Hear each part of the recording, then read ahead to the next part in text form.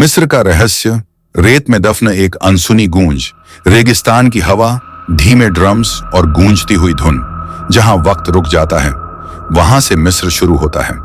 नील नदी के किनारे बसी ये सभ्यता सिर्फ पत्थरों की इमारतों की कहानी नहीं है।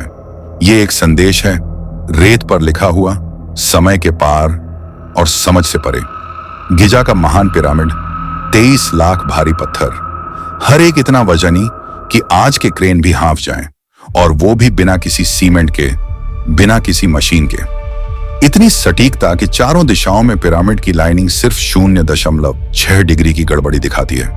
भाई, आज जीपीएस के बिना ऐसा भी नहीं होता। अब एक बात सोचो, इतनी भारी संरचना, इतनी इंजीनियरिंग, वो भी 4500 साल पहले। और रुको, कहानी यहीं खत्म नहीं होती। ऊपर आसमान में देखो, 3 तारे ओरायंस बेल्ट के, और नीचे जमीन पर गिजा के 3 पिरामिड साफ मेल खाते हैं, जैसे किसी ने यह नक्शा ऊपर से देखा हो, या फिर कोई ऊपर वाला खुद नीचे आया हो। और जब मिस्र की दीवारों पर बने चित्रों को देखो तो वो सिर्फ इतिहास नहीं, संकेत हैं। लंबे देवता, अजीब हेलमेट, हाथों में चमकती डंडियां, कुछ आकृतियां जो हेलीकॉप्टर जैसी लगती हैं, और कुछ तो साफ साफ रॉकेट जैसे। कौन थे ये लोग? देवता या सितारों से आए मेहमान? थोथ, ज्ञान और गणित का देवता। इरा, सूर्य का देवता जिसकी आंखें हर तरफ देखती थीं।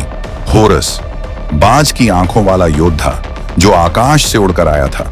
ये सब सिर्फ धार्मिक कल्पनाएं थीं, या फिर ये वो पुराने आगंतुक थे जिन्हें इंसान समझ ही नहीं सका? और फिर आता है फराओ का श्राप। 1922 हावर्ड कार्टर को एक कब्र मिलती है, तुतनखामुन की, सोने से जड़ी हुई एक दुनिया। लेकिन जैसे ही कब्र खुली, मौत की परछाइयां फैलने लगी।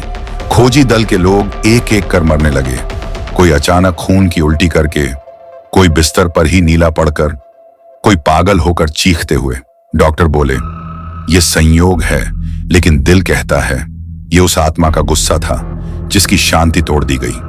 कब्र के बाहर दीवार पर खुदा था, जो मेरी नींद भंग करेगा उसे मृत्यु छू लेगी। और ऐसा ही हुआ।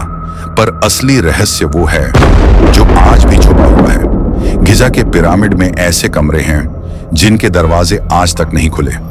नासा की थर्मल स्कैनिंग बताती है उनके अंदर कुछ है जो अलग तापमान देता है, कुछ ऐसा जो छुपाया गया है। कुछ कहते हैं वहां वो ज्ञान दबा है जिससे इंसान खुद को भगवान समझने लगेगा। फ्री मेसन्स, इल्यूमिनाटी जैसे गुप्त समाज आज भी मिस्र के प्रतीकों का इस्तेमाल करते हैं। उनकी मान्यता है मिस्र सिर्फ इतिहास नहीं, एक पोर्टल है दूसरी चेतना का, दूसरी दुनिया का। कहते हैं पिरामिड सिर्फ कब्र नहीं, ऊर्जा केंद्र हैं जहां खड़े होकर शरीर कंपन करने लगता है। कुछ लोग आंख बंद करते हैं और कहते हैं मैंने कुछ देखा, जैसे कोई मुझे देख रहा हो।